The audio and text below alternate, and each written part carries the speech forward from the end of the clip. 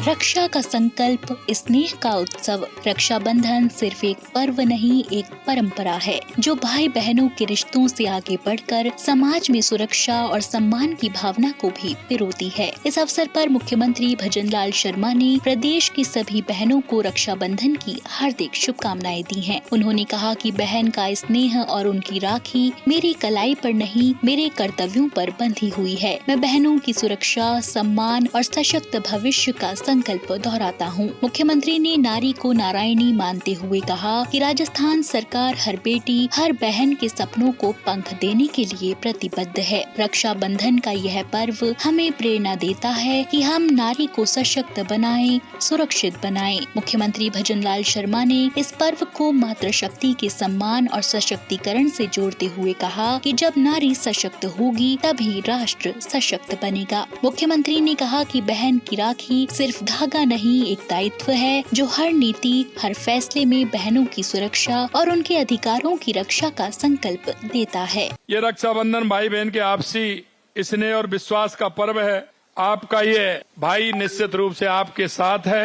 आप सभी बहनों की सुरक्षा और सम्मान का मैं आप सभी से वायदा करता हूँ कि हमारी सरकार आपके हर क्षेत्र में आपके साथ खड़ी है। रक्षाबंधन के पावन अवसर पर मुख्यमंत्री भजनलाल शर्मा ने प्रदेश की बहनों को सौगातों की श्रृंखला दी है।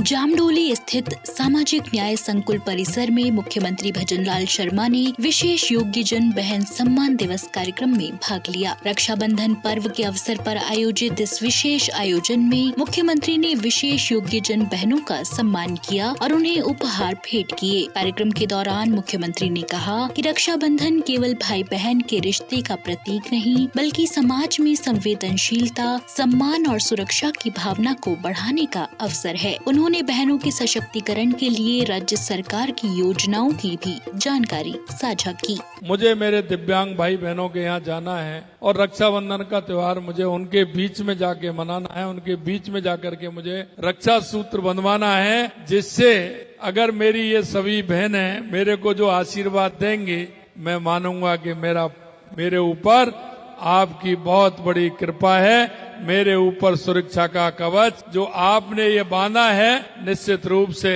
मैं इतना कह सकता हूँ कि आपने जिस भाव और जिस मन से इसको मेरे हाथ की कलाई पे बांधा है, निश्चित रूप से उसकी मैं पूर्ण रूप से जितनी मेरे में क्षमता है उसको मैं पूरा करूंगा और हमारे दिव्यांग भाई बहनों के जीवन में एक खुशहाली आए। क्योंकि पंडित दीनदयाल उपाध्याय जी कहते थे, अंतिम पंक्ति में जो व्यक्ति खड़ा है उसके लिए, सेवा के लिए हम आगे बढ़े।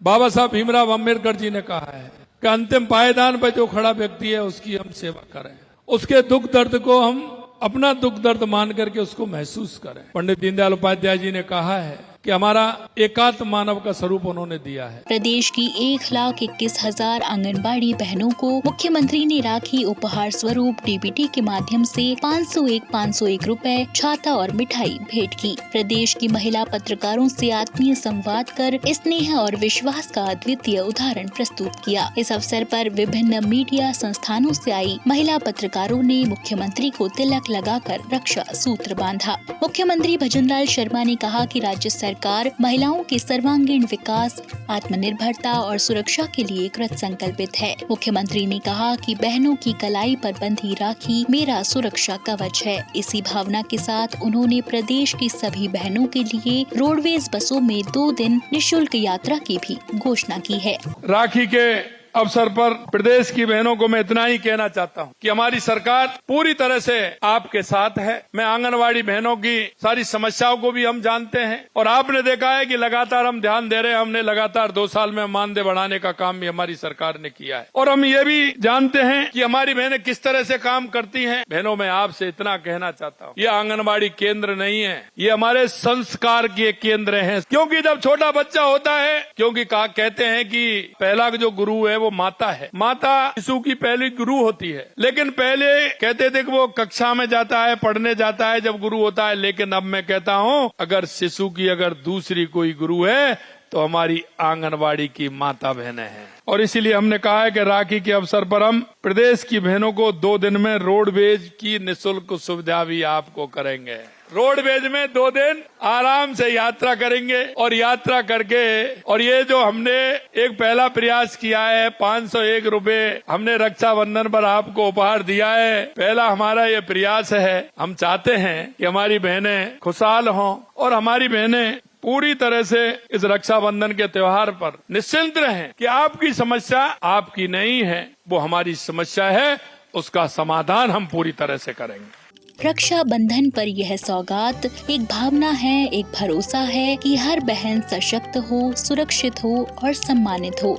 महिला सशक्तिकरण की बात करते हुए मुख्यमंत्री ने कहा कि राज्य सरकार ने आंगनबाड़ी कार्यकर्ताओं की मानदेय में 2 वर्षों में 10% की बढ़ोतरी, 1000 नए आंगनबाड़ी केंद्र और 50 करोड़ की मरम्मत राशि जैसे ऐतिहासिक घोषणाएं की हैं। प्रधानमंत्री नरेंद्र मोदी के नेतृत्व में नारी सशक्तिकरण के नए अध्याय की बात करते हुए मुख्यमंत्री ने बताया कि राजस्थान में अब तक 9,25,000 महिलाएं लखपति दीदी बनी हैं। वहीं माँ वाउचर योजना, लाडो प्रोत्साहन योजना, गैस सिलेंडर, साइकिल वितरण और सोनोग्राफी सुविधा जैसी योजनाएं महिला सम्मान का प्रतीक बन रही है। राज्य सरकार आज महिलाओं को एक सुरक्षित, सशक्त और सम्मानजनक जीवन देने के लिए दृढ़ता के साथ काम कर रही है। राज्य में बेटियों के लिए शिक्षा, स्वास्थ्य, रोजगार और आत्मनिर्भरता की दर्जनों योजनाएं चलाई जा रही हैं। लाखों महिलाएं आज लखपति दीदी बन रही हैं। बेटियों को स्कूटी, साइकिल और आर्थिक सहायता मिल रही है और महिलाओं के लिए सुरक्षा तंत्र को और मजबूत किया जा रहा है। प्रधानमंत्री जी ने नारी शक्ति बंधन अधिनियम पारित करवाकर संसद और विधानसभाओं में महिला के लिए आरक्षण सुनिश्चित किया है। प्रधानमंत्री जी द्वारा शुरू की गई बेटी बचाओ बेटी पढ़ाओ योजना का समाज की बालिकाओं पर प्रति सकारात्मक वातावरण भी बना है। उन्होंने महिलाओं के लिए लखपति दीदी योजना प्रारंभ की है और ये मैं लखपति दीदी वाला का आपसे मैं बार बार कहता हूँ कि हमारी बहनों को लखपति दीदी बनने वाले स्वयं सहायता समूह से आप जुड़े और इनको 3 करोड़ महिलाओं को लखपति दीदी बनाया जा रहा है। माननीय प्रधानमंत्री जी के नारी शक्ति बंधन के प्रयास राजस्थान में महत्वपूर्ण भागीदारी निभा रहे हैं और जैसा मैंने कहा लखपति दीदी के तहत 18,25,000 महिलाओं को प्रशिक्षित कर 9,25,000 बहनों को लखपति दीदी बनाया गया है। पिछली बार मैंने हमारा बांसवाड़ा, डूंगरपुर जो हमारा बागड़ का क्षेत्र है, वहाँ से जो महिलाएं हमारी जो गुलाल बनाती हैं, उस गुलाल को सरकार ने खरीद करके पूरे देश में भिजवाया। आपने मेरे को रक्षा सूत्र, राखी जो बांधी है, ये भी हम उन आंगनबाड़ी बहनों के माध्यम से और लखपति दीदी के माध्यम से स्वयं सहायता समूह से वो ले रहे हैं